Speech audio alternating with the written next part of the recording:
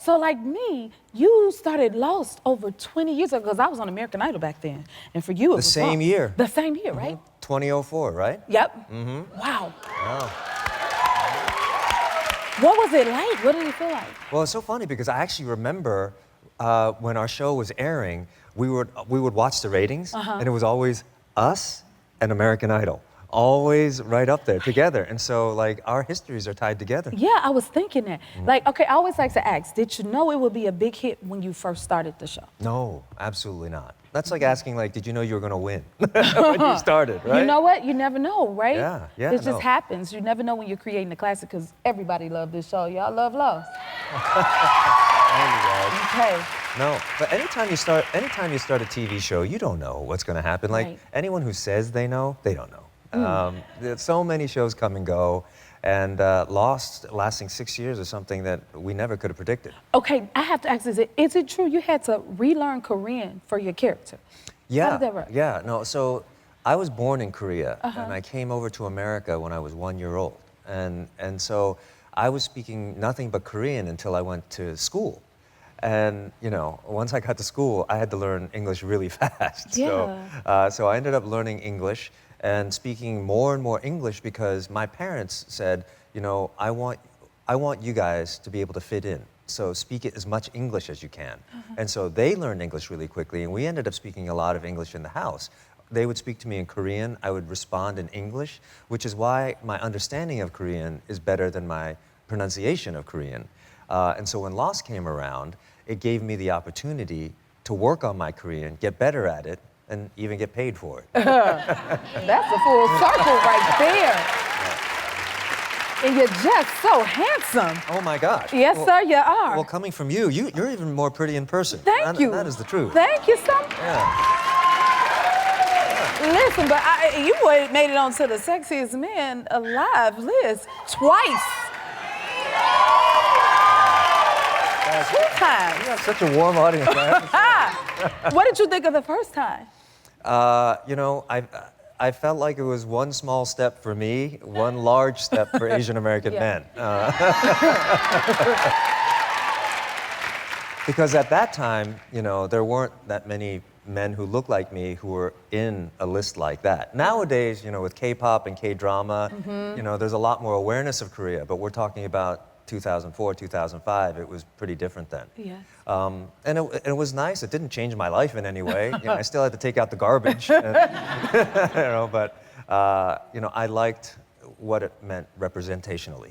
Okay, because you know your nickname was Zaddy. Like, I've heard this. I've heard this. What did you think when you heard that, and do you know what it means? Well, that's the thing. The first time I heard, what are we looking at? Oh, there we go.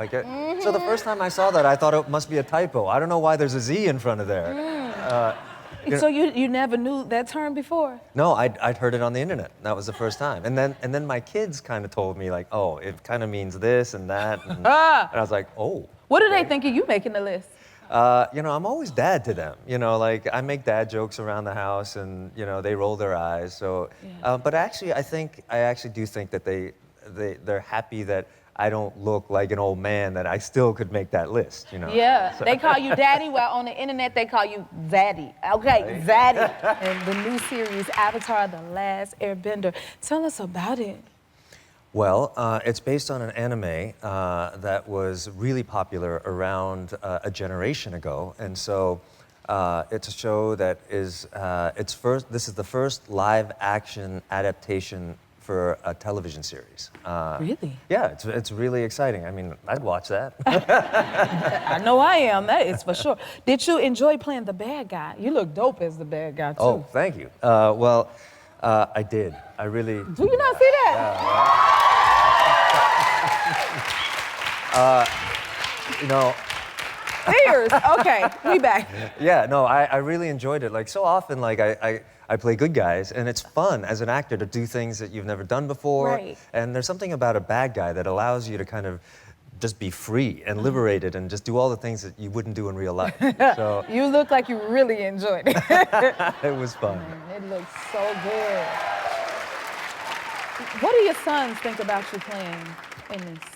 Well, my sons are one of the reasons I'm doing the show. You know, because when we were talking about me joining, you know, I remember the series, I remember the animated series, and I went to my kids and my nieces and nephews, and I said, hey, I'm thinking about doing the show Avatar.